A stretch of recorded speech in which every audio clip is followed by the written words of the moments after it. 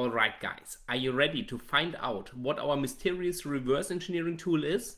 You absolutely are. And the secret weapon I'm talking about is AndroGuard. So AndroGuard, it's a reverse engineering framework, and you might think, wait, what makes it that special?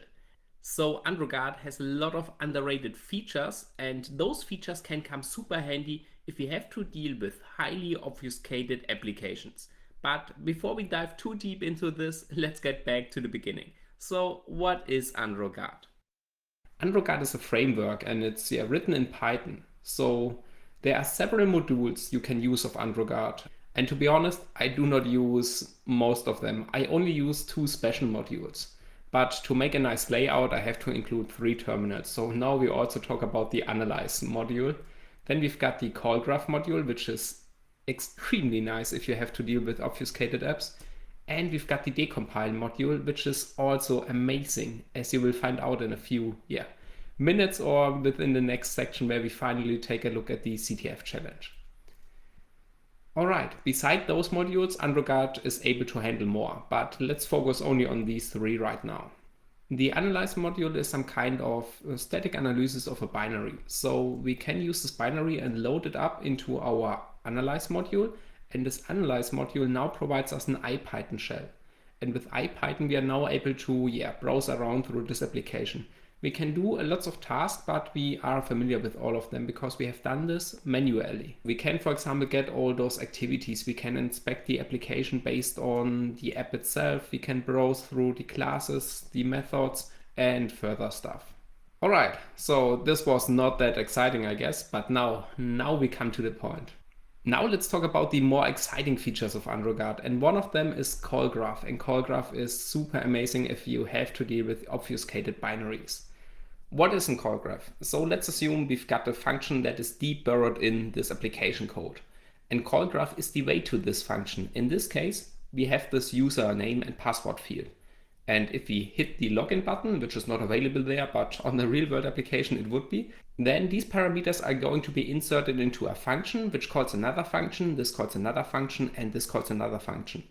And finally, there's this last method which loads this encrypted file into the memory and starts decrypting it.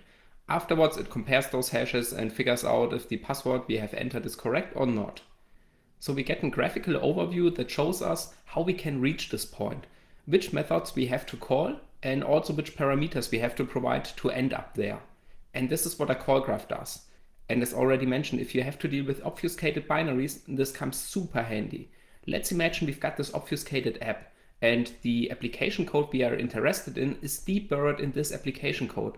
And now we stare at the methods and class name, which consists of A, B, AB, ACD, ABD, and so on.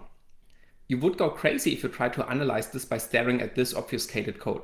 Therefore, we have to split it up, and by splitting it up, we make single pieces and we can follow them. And this leads us to the final function that we need to call, and now we also know which parameters we have to provide. This is also super handy if you have to deal with routing detection, certificate pinning, strange obfuscation or decryption, encryption methods, and other kind of stuff. So the call graph I'm going to show you an example afterwards is super amazing, and if you have to deal with really hard binaries, this comes handy and should be definitely in your toolbox. And finally, we have this flow graph. A flow graph sounds similar to call graph, but these are different.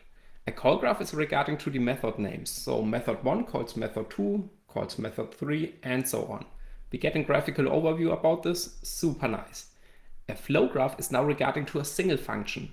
Let's assume we've got a function that contains tons of if statements, else clauses, and also some jump instruction, go-tos, switch cases, and all this stuff. Let's assume there are about 40 in there, and there is only one specific path to a solution where we have to get. Staring at this binary and trying to solve this would drive you crazy. Therefore, we can provide a call graph, but only for this single function flow. And this is our flow graph. And let me draw this here real quick. So we've got this username and password, and we now focus only on a single function call. And this username and password is going to, some really strange control flow in this application. Therefore, we start with an if case, and this if case also got some really strange branch instruction, And finally, we reach out the point where we know, okay, this is our solution. We need to get to this point. And now let's imagine we have this graph multiplied by 20 or 30.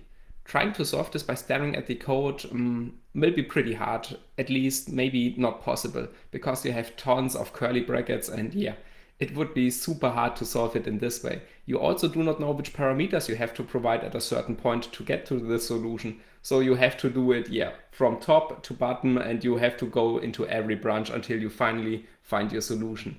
Therefore, we do this approach backwards. So we go into our solution and then we trace back. And by tracing it back, we know which path we have to take. And therefore, we can only focus on these single instructions and provide the correct solution. If this sounds now complicated, don't worry. I'm going to show you how you can do this, and it's super easy. And you will also see the benefit of this by solving this really hard capture the flag challenge. And by the way, I'm not going to spoiler any solution. I just want you to show you my approach on how to solve this. You have to solve this challenge on your own, but after this course you will be definitely able to solve all challenges in there. Not because I did provide you the solution, because I provide you the knowledge and the skills on how to do this. In the next section we take a look at the installation process of this tool, which is also super easy. And then we create our first call graph and our flow graph regarding to this very hard capture the flag challenge. So I'm looking forward to see you in the next section.